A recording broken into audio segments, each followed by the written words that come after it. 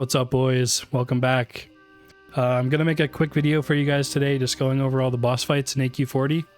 I'm gonna talk about how I approach every fight in the raid. Hopefully you guys can pick up a few things to help improve your warrior gameplay and improve your damage in the raid on a boss by boss basis. So let's get started. Alright, so let's get started with Skeram. Skeram being the first boss in the raid, there's a good chance that you're not gonna have Death Wish up if you're burning it on the first pack of the raid. But if you do have Death Wish up, then you're going to want to pop it as soon as you connect with the boss. You're also going to want to mount up if you're allowed a combat drop before the boss fight starts. In this clip, we don't have a combat drop, so I'm just running in. Big thing is that you just don't want to burn your intercept on connecting with the boss if you don't have to. So if I hit play here, we're going to kill the Eradicator and switch to the boss. I'm always looking to see where my main tank is with the star in his head there. I personally have a hard time figuring out which direction this guy's facing. I feel like it looks really similar in every direction. So I'm always looking for the tank when I can. Another thing you're going to notice is this thing that says real here. This is the Foji AQ40 pack, and this is going to help me figure out which one of the mobs is the real boss and not the like 25k HP fake version. So you'll see I'm going to clean up the middle one, which is my assign. The middle platform is my assignment here. Usually you'll be assigned one of the three. As soon as he dies, I'm instantly trying to find which one is the real one, in this case it's this one. And that's when I'm burning my intercept to get to him and continuing to have the highest uptime that I can. So after we kill this guy, trying to find the real one again. So you're about to see a weak aura pop up on my screen that says friendly MC target near you, do not AoE. The thing with this fight is that there is a little bit of damage to be gained by greeting and cleaving / whirlwinding when there's multiple Skerams near you. But you have to be really careful because, as you know, your friends are getting MC'd this entire fight, and you do not want to be the guy that accidentally contributes to one of your raid members or one of your friends dying and losing their world buffs in the first fight. That shit sucks, so do your best to not contribute to that. One thing I will recommend is being very careful when the MCs are out with spamming an ability with a start attack in it, because if Skeram TPs away while your friend is beside you mind controlled, and you're spamming your bloodthirst with a start attack in it, you're instantly going to target him and you're going to start attacking and even bloodthirst him, so be very careful with that. Not much more to talk about for this fight. This fight sucks, as I'm sure everybody knows. It's probably the worst fight in the raid, but we'll let it finish here, and we will move on to a more enjoyable fight, thankfully. Alright, so moving on to Bug Trio. Bug Trio is usually going to be my second Death Wish of the raid. For a couple of reasons. It's a really high uptime Death Wish compared to getting bounced around in the bug tunnels before this. But also because Yaj can do a fear, so it's nice to break that. Another thing that people don't seem to understand with Bug Trio is you don't want to be cleaving Bug Trio. Do not cleave Bug Trio, guys. Just heroic strike the entire fight. This is because the boss is full heal when you kill one of them, and any damage done to them before that is completely excluded from the logs. It's also just griefing your raid because you're just cleaving and wasting rage for no reason on a boss that's going to full heal anyway. Another thing is that these ads that Yaj spawns here, these don't count on the logs in any way for a boss parse or overall damage. They do need to die, of course, and you don't want them slapping your healers, so keep that in mind, but they don't count on the overall logs if that's your main focus, so you don't really need to be like sappering them or something like that. The marks are wrong here, so we switch to Kree. Kree is going to drop a gross pool of poison on the ground. If you Death Wish this boss, then you're not going to need to Berserker Rage the Fear, which means you can pre-pop a Berserker Rage here, anticipating some damage from the poison. Just keep in mind that that poison pool really hurts, and you could easily die to that if you take more than like one tick. So once this guy dies, we're moving on to Vem. The only thing with Vem is that he is eventually going to charge the furthest away person in the room. So you just want to save intercept the whole fight in anticipation of that. And as soon as he intercepts, I'm going to charge over and slap him up a little bit. Bang, there he is. Okay, that's Bug Trio for you. Alright guys, moving on to Sartura, you're going to want to pool some rage from the previous trash pack as you run up. When you dismount, you're going to press your Death Wish, you're going to press your trinkets. I like to press Oil of Immolation and Berserker Rage. And right as we connect to the ads, I'm pressing Recklessness. And you should actually Bloodthirst first here. This was week 2 of AQ and I was still doing this wrong, but you don't want to Whirlwind first global, because most of the time these ads are going to be long dead by the time your Whirlwind comes off CD. So you always want to Bloodthirst first global so that it comes off CD earlier. Another thing is never intercept onto the ads. If you do that, you're going to DR the stuns from your Hodge or from your rogues if you're playing Horde. If you're going to intercept at all, do it on the boss, okay? So I prefer usually to just run in on foot, hop off my mount, press all my cooldowns, and run straight in. If you do get knocked and you intercepted the boss, then you can press the Snowball macro. I'm sure you guys have seen the YouTube short. If you haven't, I'm going to put the Snowball macro in the description, and I'll probably be talking about it a lot this video. But if you don't have intercept up and you do get knocked, you can press the Snowball. In this case, this is a really clean kill, so we don't need to do anything like that. But as soon as you kill the ads, hover your finger over the lip key. In this case, I press it at 100% HP, which kind of was not needed. I prefer now to just wait until I get to about 40 or 50% HP, just to greed out a little bit more uptime in case the boss doesn't die as fast. We never really have Death Wish or Recklessness for this boss in our speedruns, so preferring to save a lip until a little later to get more damage usually. But as this boss dies, I guess there's one more thing I can mention. If you're playing Horde and you're an Orc, if you press a lip, you also want to press Blood Fury right after, usually, because Blood Fury won't give you the negative healing debuff if you press it when you have a lip active. So I did briefly mention using Berserker Rage before the boss, but if you don't have the time to press Berserker Rage as you're running in, make sure you press it at some point during a dead global on this fight. Berserker Rage on this fight is an insane amount of rage, and it's really important that you get it off at some point.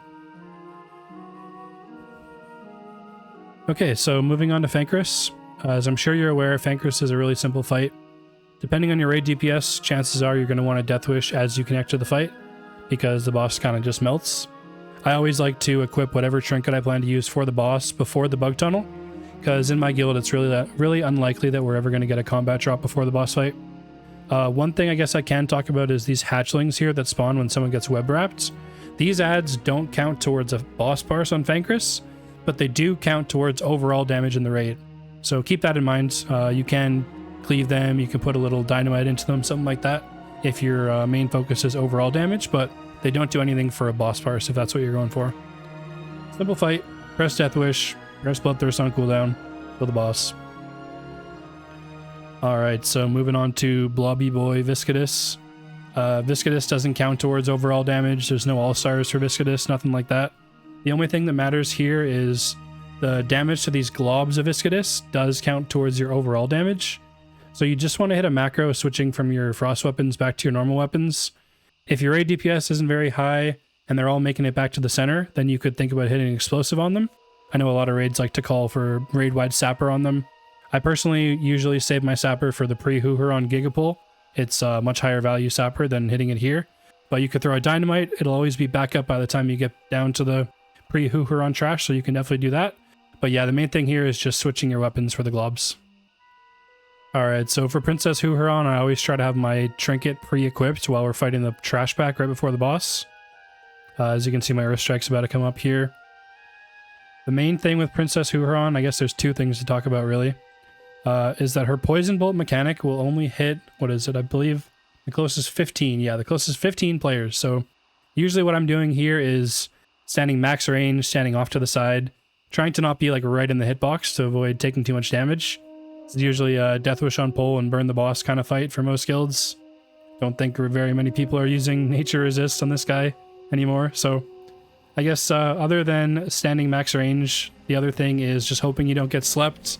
It's a very fun RNG boss, I'm sure you guys are aware, but if you do get slept, then hope that it happens in the first half of the fight, because I know my guild, and I'm sure a lot of other guilds, don't really dispel the sleeps during the enrage because there's too much damage going out.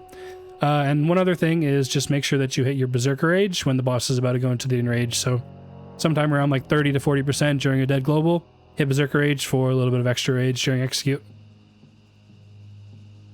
Alright guys, so for Twin Emps, what you want to do for Twin Emps, as long as your tank has good threat, is you want to blow all your cooldowns at the start of the fight. You're going to see as I walk in here, I have Death Wish ready, Potion, Earth Strike, and Badge. Badge is especially good on this fight because you can't put Fairy Fire or Curse of Wreck on this guy since he's immune to spells.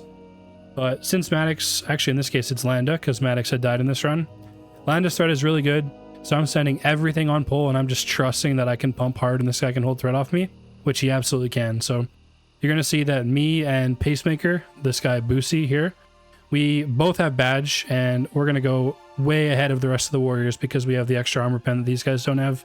As you can see, we're doing like almost 2k DPS compared to everyone else doing like 1.4k. So another thing is you want to make sure that you are max ranging. Usually in our voice comms, I'm saying max range, guys, max range.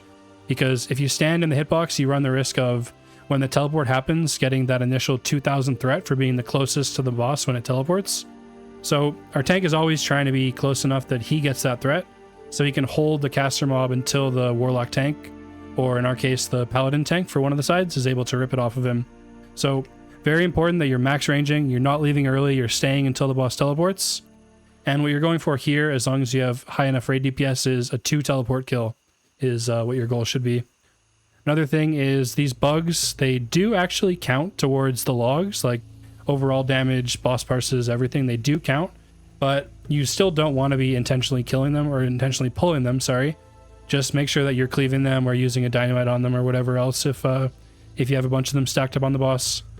And very important that you're not hitting a bunch of neutral bugs as well as you go across the room, because that can really grief your kill really quickly. So we're pumping the boss here. There's a pretty average teleport as we're running across. That's a lot of bugs, jeez.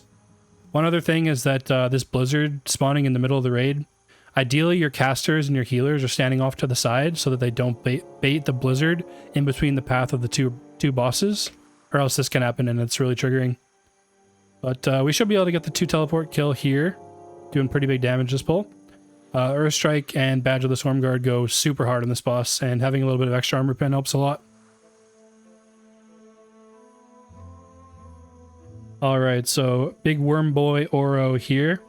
Ouro plays out pretty differently on Horde and on Alliance. Threat is a little bit more sensitive on Horde, so I'm going to start by showing you guys how I play this fight on Horde. Since Threat is so rough on Horde, on this fight specifically, because of all the threat drops on the tanks, I think it's really good to pop a free action potion and intentionally eat the first sandblast. So you'll see that here. I run over here with a free action potion on, and when the sweep goes out, I actually resisted it, which was pretty lucky there. But here, the sandblast is going to hit me, and you'll see my threat is going to go from 70% all the way down to 8%. And this is huge. This means you don't really need to care about the threat meter for the whole rest of the fight. Okay, this is a pull from last week in my Horde raid, where I didn't have a potion up at the start of the pull, so I wasn't able to do the free action drop your potion thing that I was talking about earlier. And because of that, I've climbed up to 2nd threat by the end of the fight. If this happens to you, also there's me using the Snowball tech to cancel a knockback like I've talked about. If you don't already have the macro for that, it'll be in the description below. So, but what I was going to say is that in a situation like this where I'm 2nd or 3rd on threat, this boss can absolutely one-shot a DPS warrior not wearing a shield.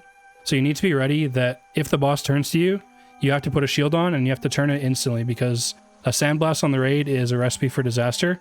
And him hitting a DPS warrior that doesn't have a shield on, that's in Berserker stance, is instantly your world buffs are gone. So be very careful for that. So I'm just briefly going to talk about Cthulhu. There's just a couple things that I want to discuss. One is on phase 1, you want to be really careful intercepting back into the boss. This can pretty easily get yourself and other people killed. In this case here, this was a safe I-beam that wouldn't have hit anybody. But one person intercepted back in and ended up getting some people killed. So it's super easy to just out of habit instantly hit intercept the second that you get knocked out. But you want to be really disciplined about that in phase 1 and make sure that you take a second and run directly behind wherever your group was positioned, and then you intercept, or else you're going to end up killing people. So this is another situation where you can use a Snowball to gain a little bit of uptime in the raid. You can also use them when a giant eye or a giant claw knocks you away as well. Of course, you could just intercept Cthulhu in this situation, but that requires you to target him on the way out, and this is just a little bit more consistent to hit the Snowball here. So you can min-max a little bit of damage by running double passive trinket for phase 1 on Cthulhu. I have Blackhand's Breath and Hodge equipped here with a Jom Gabara queued to equip when we get the combat drop going into phase 2. The only thing with this is you do need to kill all the eye tentacles before the phase ends in order to get the combat drop. Unfortunately here we actually left one alive over there. So I don't get to equip the Jom Gabara here, but the only other thing that I can discuss for Cthulhu is you should always pre-Death Wish if you have big raid DPS. Right here I can see Flesh Tentacle 1, 28%, the other one's dead. So right now I'm always calming in voice, Death Wish, just saving everybody a global. So we hit the Death Wish, the boss comes out, and it's Rage Pod, Sapper, Recklessness, everything. Big damn. that is going to be it for today, boys. Thanks a lot for watching. If you enjoyed the video, please leave a like. If you really enjoyed, leave a subscription. And make sure you come check out my Twitch channel. I'm live like almost every single day playing WoW. So thanks a lot for watching, and have a good rest of your day, guys. Peace.